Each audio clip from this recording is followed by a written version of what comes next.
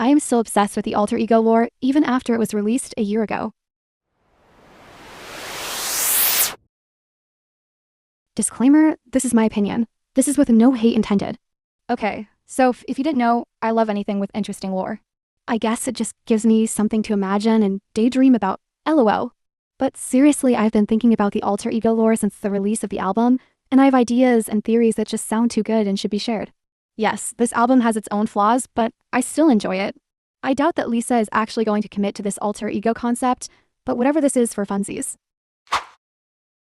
Now, there are existing lore for this album that I wanted to develop from. These are the simple introductions of the alter egos. Roxy represents Lisa's bold and confident side. She's a rock star that lives to entertain and always command the stage. Sunny shows a more carefree and romantic personality. She's free-spirited, charming, and enjoys living in the moment. Kiki reflects a playful and Y2K side. She's very online, curious, and always finding new things to be excited about. Speedy is of ambition and adrenaline. She's driven, competitive, and thrives on excitement and success. Lastly, Vixie embodies a darker and more rebellious energy. She's unapologetic and embraces being seen as the villain. However, the main lore is from the Alter Ego comic book. The official website describes the comic like this: step into a neon-drenched cyberpunk city where Vixie, a quiet tech genius, prefers fixing arcade machines to seeking the spotlight. Despite her reserved nature, she becomes the unexpected bond that unites four remarkable friends: Roxy, a pressured social star yearning for genuine connection; Kiki, an unstoppable arcade champion with an unyielding spirit; Sunny, a gentle peacekeeper concealing her inner storms; and Speedy, a fearless risk-taker learning to slow down. When three ruthless bullies trap Vixie in a virtual reality nightmare, her friends dive headfirst into the digital battleground, proving that while Vixie may work alone, she never has to fight alone. Now, I don't have the book because I'm broke, but I searched multiple videos, and here is a detailed summary of the story. Yes, I used ChatGPT to make it more coherent for y'all. The story is set in New Neon City, a cyberpunk city. The central character is Vixie, a quiet, capable fixer who can repair machines, systems, and technology with ease, but struggles with the harder task of fixing people. From the very beginning, the comic frames her as a lone, black cat energy figure who helps others in small ways, like returning stolen items, repairing vending machines, and feeding a stray black cat. These moments establish her compassion, independence, and isolation. Vixie soon encounters a group of creepy antagonists who harass her in the street. When one of them touches her, she retaliates using electric-based abilities, revealing that she's more dangerous than she looks. Although she scares them off, it's clear they aren't done with her. This reinforces a theme that some people can't be fixed and foreshadows a bigger conflict. Despite her strength, Vixie walks away alone, emphasizing that she has no one watching her back yet. The comic then shifts to individual origin stories for the other alter egos, showing how each of them is connected to Vixie. Roxy is introduced as a world-famous rock star overwhelmed by fame. She misses a simpler life and feels lonely despite being adored by fans. In a flashback, we see that she first met Vixie when Vixie was called in to fix a broken snack fridge backstage. This mundane moment becomes the start of a genuine friendship, contrasting Roxy's chaotic public life with Vixie's quiet reliability. Kiki is introduced as confident, playful, and competitive. Her story revolves around an arcade game called Saber Bunny, where she's chasing a high score. When the machine glitches and fails to save her achievement, Vixie fixes it, allowing Kiki's score to be properly recorded. This moment bonds them and shows how Vixie empowers others by making sure their efforts aren't erased or overlooked. Sumi's story is the most emotionally grounded. She comes from a broken family and is shown as a lonely child crying by herself. Vixie finds her, sits beside her, and draws a picture to cheer her up. That simple act turns into a lifelong bond. Sunny represents emotional healing. Vixie may struggle to fix people, but her presence can still change lives. Speedy is a daring skateboarder chasing glory. During a competition, she crashes and fails publicly, leaving her discouraged and embarrassed. Vixie finds her afterward, repairs her broken skateboard, and reminds her that failure doesn't erase her worth. This establishes Speedy as someone driven by motion and risk, balanced by Vixie's steady support. Once all five are established, the story moves into the present, where the group reunites around a mysterious project called The Room, a virtual reality dome using advanced, unstable technology. Vixie is asked to fix it, despite no one fully understanding how it works. This machine becomes the gateway to the main conflict. While the group is out together, the same creeps from earlier reappear. Shortly after, Vixie and the antagonists suddenly vanish, pulled into the room's digital world. Inside, Vixie is forced to fight them alone in a game-like environment. The enemies reveal they can regenerate and don't play fair. Although Vixie holds her own using quick thinking and game mechanics, she's clearly outmatched. One by one, Kiki, Roxy, Sunny, and Speedy enter the digital world to help her, each manifesting abilities tied to their identities. Kiki fights with Saber Bunny weapons. Roxy creates protective sonic force fields using her guitar. Sunny restrains enemies with plant-like vines, and Speedy uses her speed and agility to trap opponents. For the first time, Vixie isn't alone. The thing she's been missing is teamwork. The main villain reveals himself as 3 Beast, a corrupted entity formed from instability and design flaws. He captures all 4 of Vixie's friends and threatens to merge them into something twisted. This becomes the emotional climax of the story. Vixie realizes that while she's good at fixing systems, what truly makes her strong is the people who stand with her.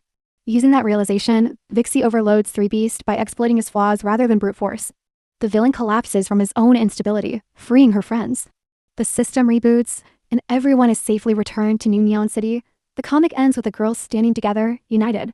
Vixie reflects that the city still needs fixing, but she no longer has to do it alone.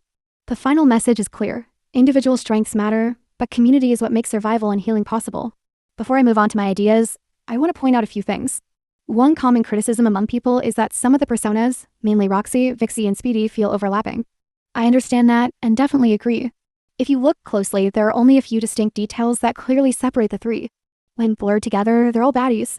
However, I think it's important to consider how the alter ego universe is structured. The term alter ego usually refers to a person's secondary or alternative personality. From my interpretation of alter ego, I originally thought the personas might represent split personalities. It reminded me of a Tamil movie I watched where the main character had 3 distinct personas. One was his everyday self, religious, uptight, and introverted. Another was a psychotic persona who targeted and killed corrupt authorities. The third was a romantic persona he created to impress and be liked by his crush. In the movie, the character is unaware that he even has split personalities. However, the key difference is that clinically, split personality is a disorder, whereas an alter ego is usually a deliberate or symbolic extension of someone's identity. However, from what I understand and know of, an alter ego can sometimes resemble a contained or controlled version of that idea, without being a disorder. But in alter ego, the 5 personas are portrayed as 5 separate individuals, not 5 personalities within one person. Because they exist as their own characters, it makes sense that they might share similarities. Lisa has also mentioned that the album came from her experimenting with different styles and deciding to bring them together under the title Alter Ego. That raises the question of whether these personas are direct reflections of her or simply creative concepts. Personally, I think all 5 characters suit her. At the same time, this is her first album, and it seems clear that she's exploring different sounds and aesthetics. It doesn't have to be deeper than that. Now, this is all under the assumption that Lisa continues the alter ego concept and expands the branding. I was thinking the current Alter Ego album could serve as an introduction to the 5 personas. After that, she could release 5 separate albums, each dedicated to one specific alter ego. Maybe the 6th final one could even be a mini album instead of a full-length project. It would be fun if the album titles played with the first letters of their names. For example, for Vixie, maybe something like Vicariously Vicious. I know it's a bad example, but you get what I'm going for, right? Conceptually, I'd love for each album to dive deeper into their backstories.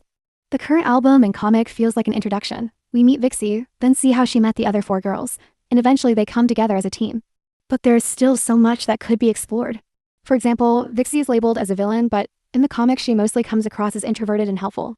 That raises the question, what actually happened that led to her being seen as the villain?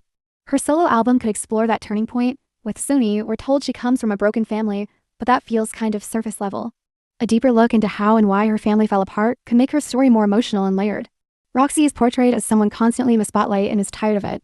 Her album could explore how she became famous in the first place and what that pressure has done to her. Speedy seems driven and intense, which makes me think she might have a fear of failure.